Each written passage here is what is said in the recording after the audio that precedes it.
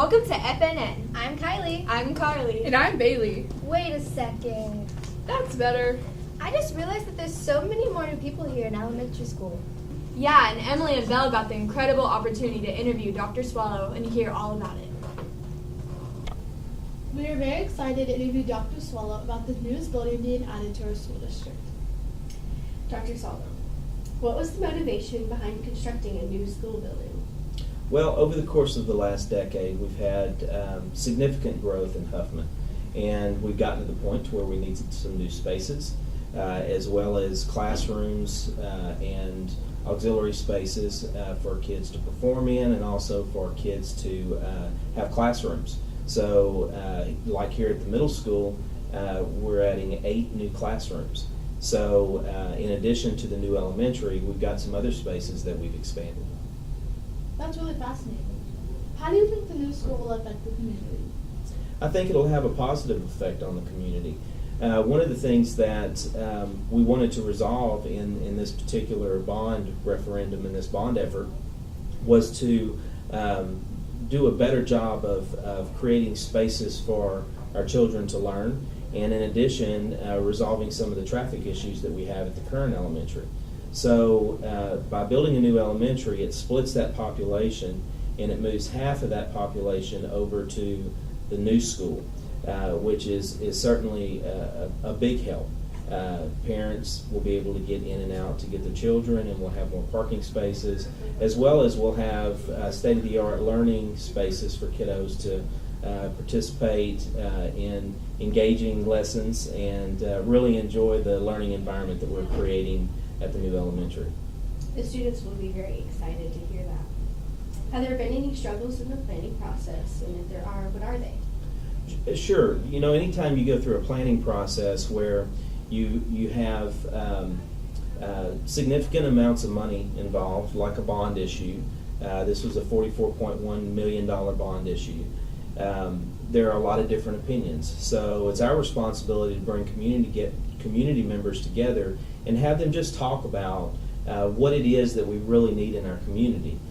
So going through that process was certainly interesting, and it was an education for me to learn exactly what everyone's opinions were, and then for us to help bring everyone to consensus and make a decision as to what direction that we wanted to go in. So that was a challenge, and in addition to that, after the bond passed, the work really started.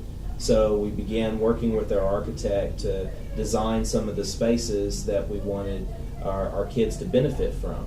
And that's been a very interesting process as well. And I think that we've come up with some answers to those questions that will be beneficial for all in the community as we move forward. That's really interesting. So what information about the new school would you like to share with the student body? You know, we've got some really neat concepts that are developing in the new school. We decided how we wanted to deliver curriculum and instruction first, and we let that drive the type of facility that we wanted to build. So that was a key component to us building a new elementary. We wanted to make sure that we weren't building a facility and then deciding how we wanted to teach.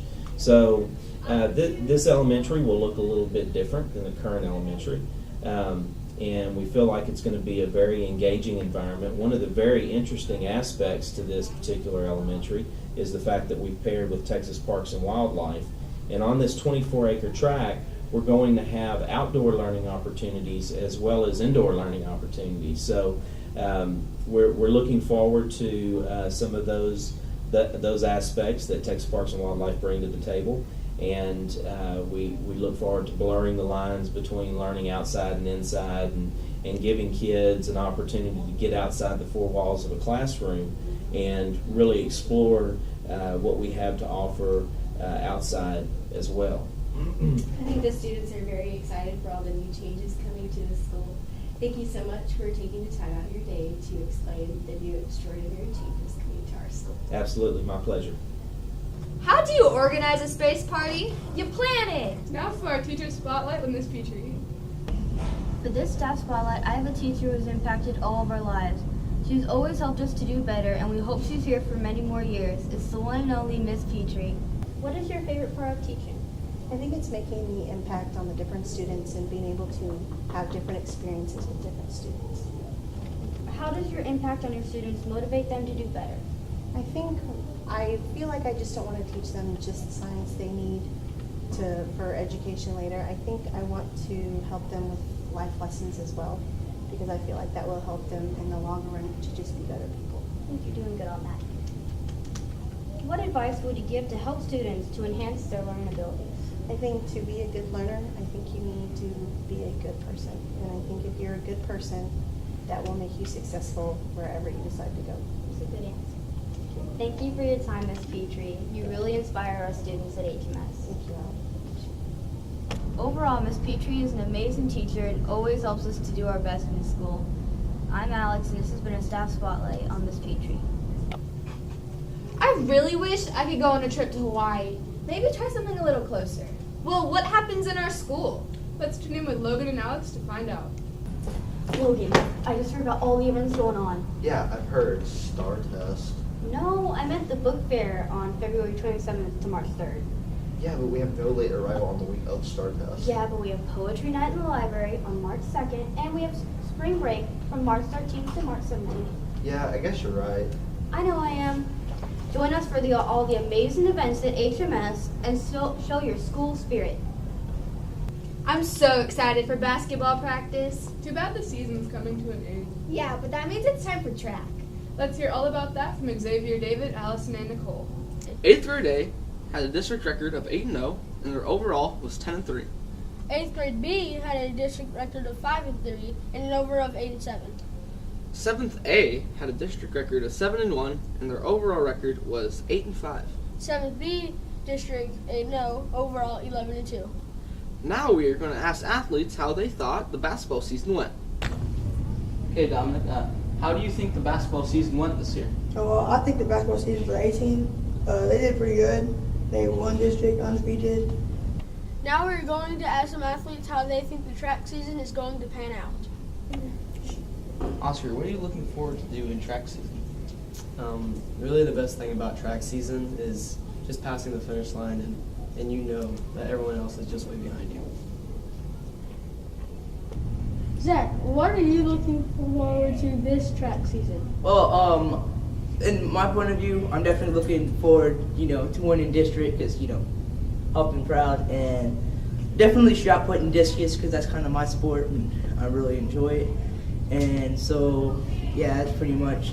Well, oh yeah, and also the snacks because the parents always bring awesome snacks for after the meets. Today we talked with some amazing athletic members of our school. We wish them the best of luck with the track season. Did you know that track season just started? I did. I only do running events. Can you tell me a little bit about field? Yeah, Kaylee was telling me that she likes throwing so much, there's nothing that she dislikes about it. Oh, really? That's cool. Yeah, she was telling me that her favorite part of throwing is that whenever she wins.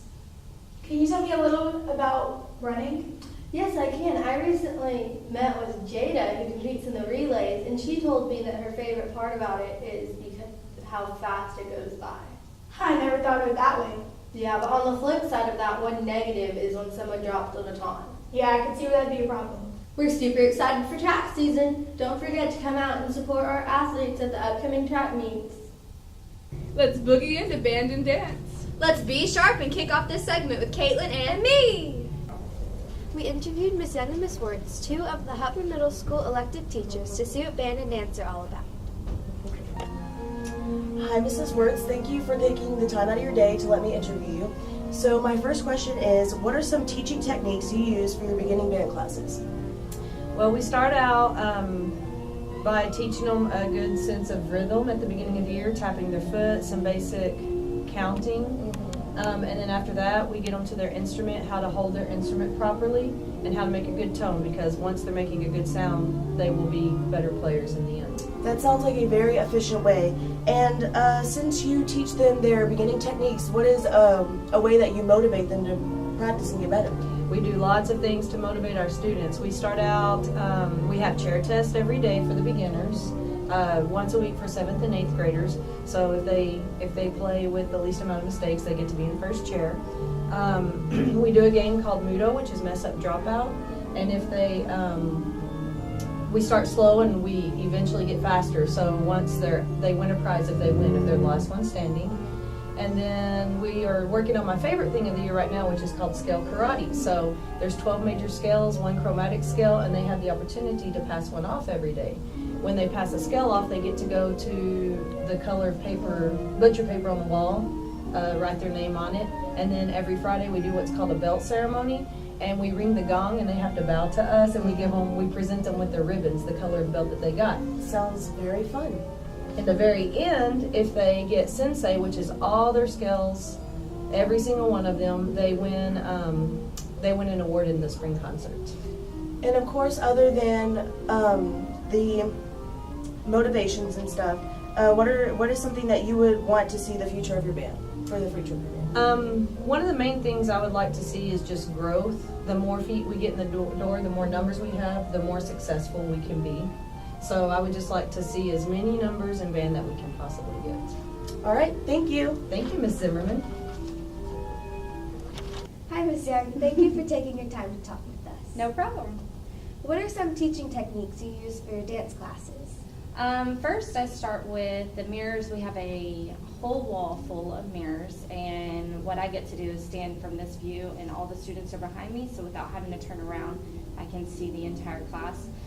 It's also a good tool for them critiquing themselves, because in dance you have to look at body alignment and technique, so if they can actually see themselves full length, then they can make a lot of the corrections that I'm mentioning on their own without me having to go to each individual student and do it. Then I have dance aids in each class, and those are a big help because they can do pull-outs, they can pull them off to the side and work specific things that they are noticing. And then obviously having really good music that is either upbeat or flowy, depending on the style of dance we're using. And then typically I try to make it current so that they can have some fun and listen to their own music while dancing. And then I would say teaching things in several different sections, because with one skill there can be like 3 different ways you could do it. So for my beginner dancers versus my advanced dancers, everybody's getting something out of whatever part we're on. That's very interesting. What morals are being taught in your dance classes? Responsibility. They have to dress out every day.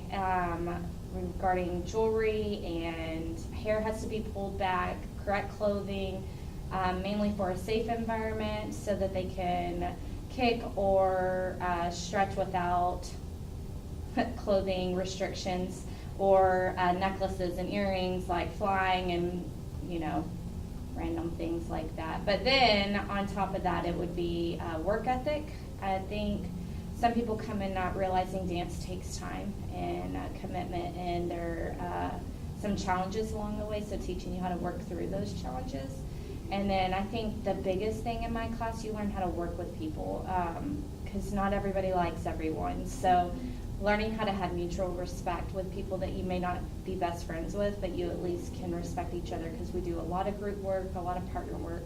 So learning how to be a team player is probably the biggest. That's cool. What are your goals for each year for your dance classes?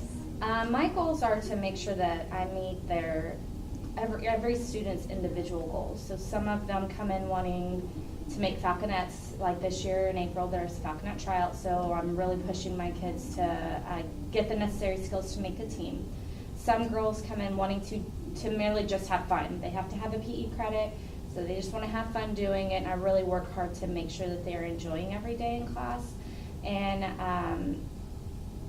that's probably the main thing, is just making sure that I meet their goals, and that would overall in turn mean that I've met my class goal. Okay, well, thank you again for taking your time to talk with us. No problem. Thank you, Ms. Young and Ms. Wirtz, for taking the time out of your day to let us interview you and informing us on y'all's amazing hard work. What does community mean? A group of people living in the same place or having a particular characteristic in I don't think that's what they mean. Let's tune in to Zoe and Xavier to find out. What does community mean? That is a very commonly asked question. Webster definition is a unified body of individuals. But what do people think when our school comes together as a community? Today we're going to ask the students how they feel about our school coming together. How do you feel when our school comes together as a community? It feels that Huffman really lives up to its name, and we come together as a team and overcome the obstacles that each of us have to overcome. So it's a good thing because, you're united to help others, It's really fascinating to hear what our students think about our school community. What are your thoughts about our school coming together? In 5th grade, I was the secretary of student council. Well, this year, I'm president. Let's tune in with Alex to hear all about that. Student council helps with food drives, donations, and supplies our students with the tools they need to start their academic experiences. They meet every Monday afternoon and Thursday morning. Bailey is the president of student council, and I got to talk to her about what it means to her to be president and what her responsibilities are. What does student council mean to you? Well, in student council, we learn about leadership and how to work together as a team, and it helps us to learn about doing things that are bigger than ourselves for other people and to help those in the community. What are your responsibilities as president of student council? Well, I help run the school store, which has many of the supplies we need during the year, and I help host fundraisers and food drives for those in the community that are in need. What advice do you have for future student council presidents? Well, as president of student council, we're supposed to have fun, but at the same time, you have to be focused and you have to think about things bigger than yourself, and you just have to be very responsible. Thank you for your time and all the dedication you put into the students in the school. Well, thank you. It's an honor to be president of student council. Student council is important to the school and beneficial to the students. Thanks to Bailey and all the staff and students behind student council. It's a big responsibility and we appreciate all their hard work. Oh no, not again. Maybe David could help us with this. Squaw? Thank you, Huffman Education Foundation.